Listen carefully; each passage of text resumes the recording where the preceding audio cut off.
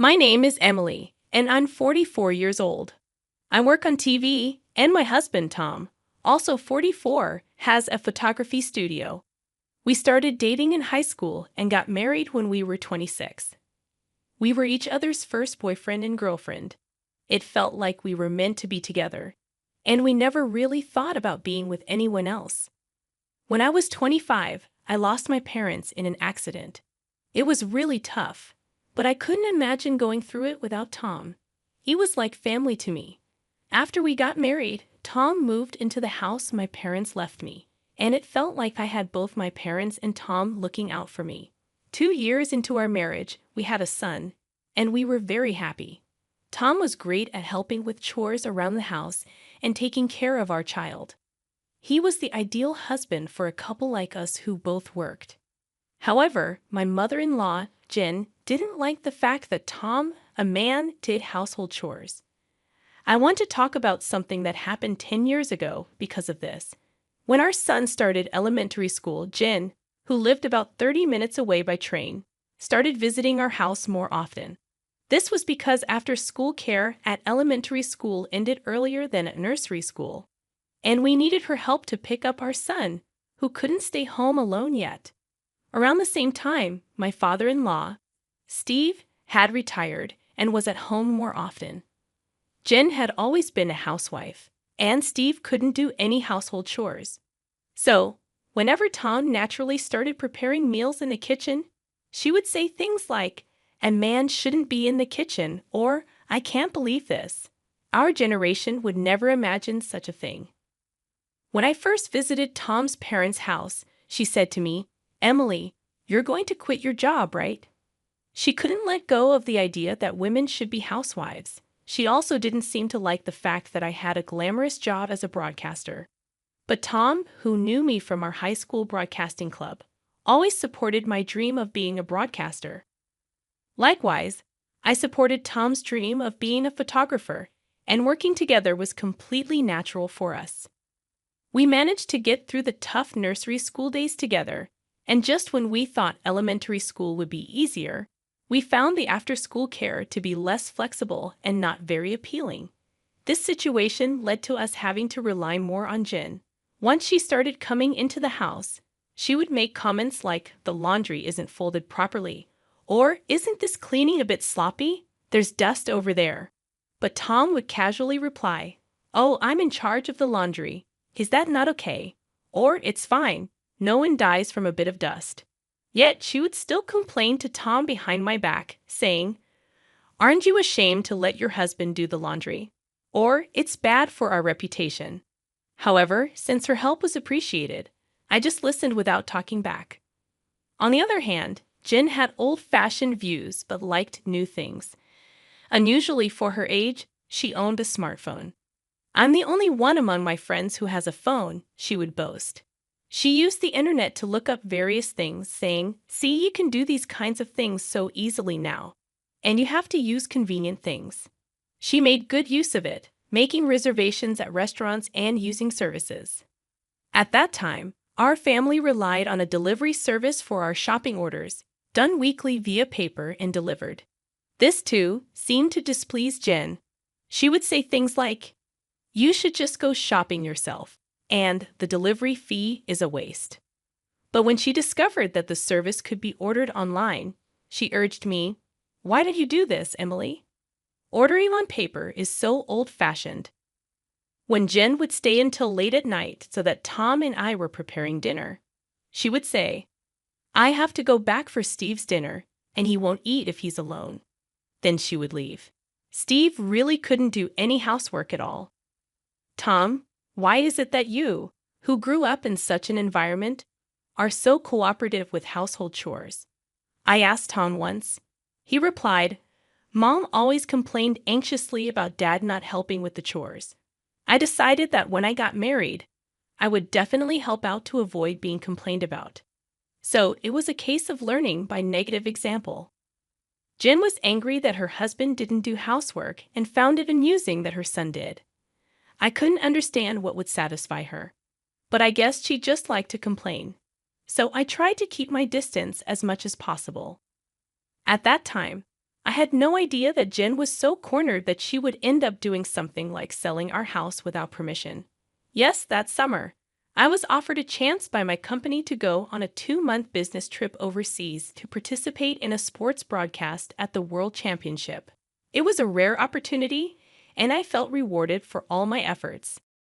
I couldn't pass up this chance, so I immediately consulted with Tom. He was busy with various things and said, "Of course, I want to help. But I'm not sure I can manage to take care of our son John while working," I said uncertainly. Then Jen, who was listening, offered, "Then I'll take care of things at home for a while."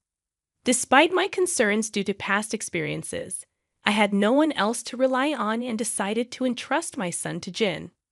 We considered having Tom and John stay at Tom's parents', but it would be difficult to commute to school from there. So Jen decided to come to our house on weekdays. Then, I set off on my business trip, successfully completing the sportscasting work and managing to advance my career. Exhausted and relieved to finally return to the U.S., I arrived at my house on a weekday afternoon, a heavy suitcase in hand, only to be greeted by Jen at the entrance as if she had been eagerly waiting for me. As I was about to thank her for taking care of the house during my absence, she uttered something unbelievable.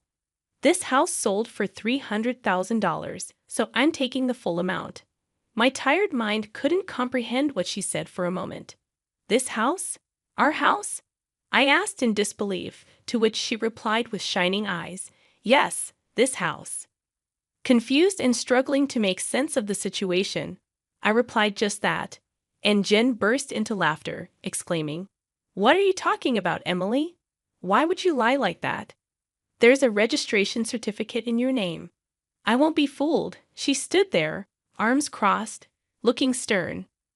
Feeling the conversation was going nowhere, I decided to change the topic to calm her down. "Well, let's set that aside for a moment. Why are you selling it?" I asked. "What belongs to the wife belongs to the husband, and therefore to me. I'm using it to build a new house." Her eyes were bloodshot as she said this, and I started to feel scared. "A new house? Whose exactly?" "Mine and my husband's." "And you guys will live there?" "This way, Tom won't have to do household chores anymore." "I've been so sorry for him," she continued. "I raised him not to do such things, and I won't allow Tom to do household chores in the future." She said this with a look of truth on her face. As I pieced together the story, it turns out that shortly after we got married, when Tom was in the kitchen, she told him to let me do such things. Tom had replied, "No, this house is Emily's. I have to do at least this much."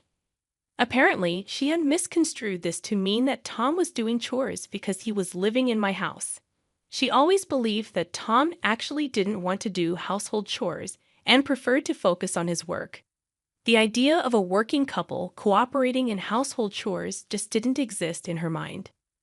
Furthermore, I later found out that after Steve retired, his pension was less than expected, and he struggled to find re-employment. This led to them feeling insecure about continuing to live in their rented apartment.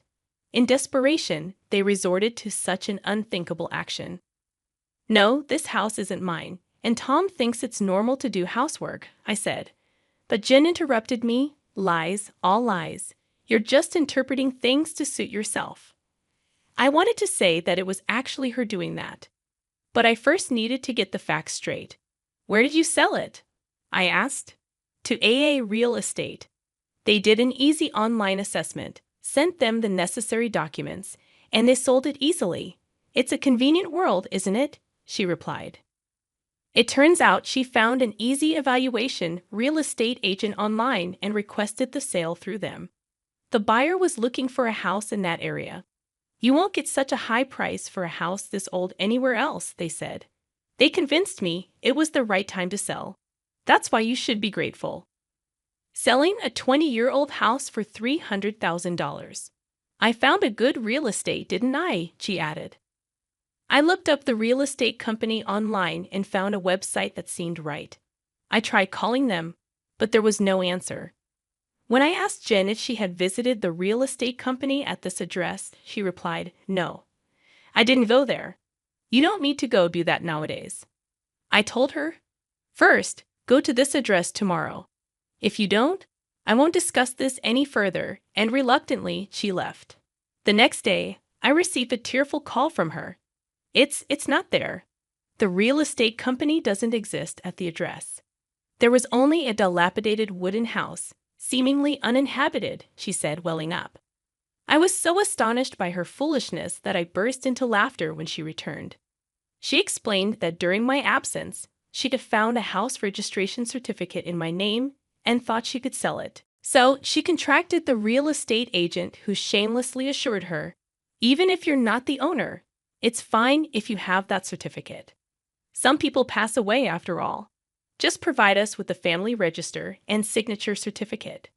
Naively believing them, she sent all the requested documents to the agent. When they found a buyer, they asked for a deposit, half of the commission fee. So she transferred $4,800, half of the $9,600 commission on the supposed $300,000 sale. I called the police to explain the situation. 2 officers came to our house. It turns out this kind of internet fraud, posing as real estate agents, has become common.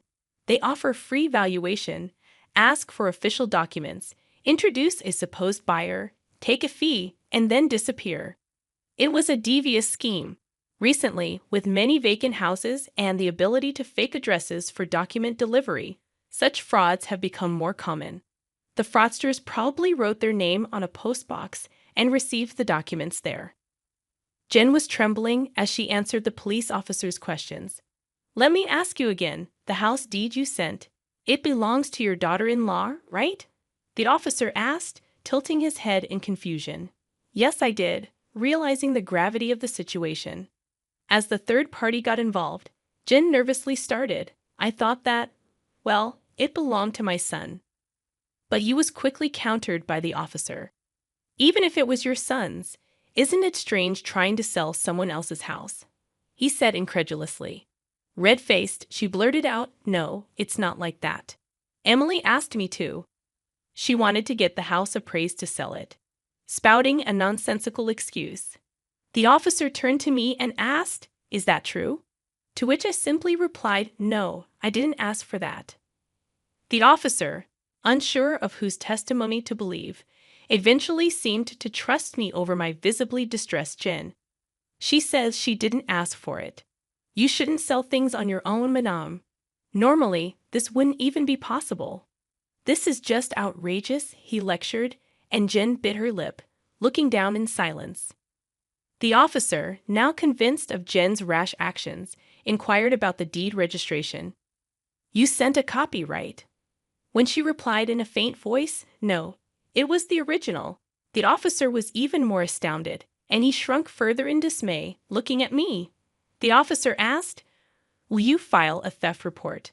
I answered, "No, that document is invalid now. Actually, this house has already been sold to someone else. When we sold it, we could do so just with the registration identification information. The law had changed, so the deed registration wasn't needed. Indeed, I had received the deed when I inherited the house from my parents, but it was unnecessary when selling the house, so I kept it as a memento." Jen, unaware of this, thought that deed meant I still owned the house. Normally, real estate agents would request or retrieve a copy of the deed themselves for verification, but fraudsters didn't need such details. After all the embarrassment, she looked at me resentfully and muttered, "Why didn't you sell the house?" It's a curse to sell your parents' home. People in flashy jobs are like this. I met her gaze and said, "Tom wanted it. He needed a lump sum." "Tom?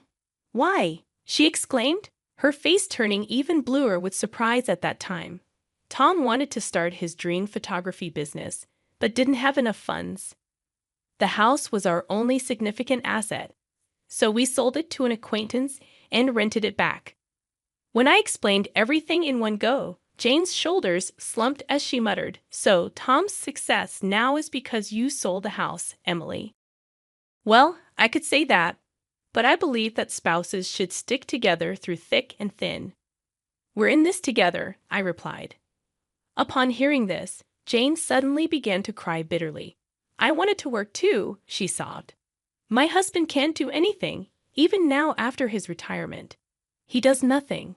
What has my life been for?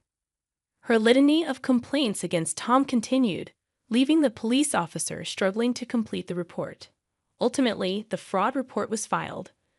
But even after 10 years, the culprits have not been caught. It's unlikely that the money will ever be recovered. Following the incident, Steve became vigilant over Jane's actions and took over all financial control, denying her any access to money. Whenever she needed something, she had to request it from him and would be given cash. It's so suffocating, Jane complained to Tom, who reminded her that she brought it upon herself. Now with no disposable income, she works through senior job listings and currently teaches the elderly how to use smartphones. She's well regarded for her ability to empathize with the struggles of older learners. Steve, perhaps due to his pride, found senior jobs unsuitable and quit soon after starting, providing no income. Nowadays, Jen is busier, often leaving him with household duties as she goes out. Interestingly, he's taken an interest in cooking and is getting quite good at it. The roles in Tom's parents' house have reversed, but both seem to have found new fulfillment. As for me, after my overseas business trip, I successfully climbed the career ladder and now anchor the evening news. Tom's photography studio is thriving, and we've managed to save enough to consider buying back and renovating the family home. We are grateful to our acquaintance for allowing us to keep the house despite the outrageous incident. It worked out well for Tom's parents in the end. Our son is turning 17 and approaching adulthood, so I've shared this story with him as a cautionary tale about internet fraud. However, to preserve his grandparents' dignity, I've kept the part about them trying to sell our house a secret.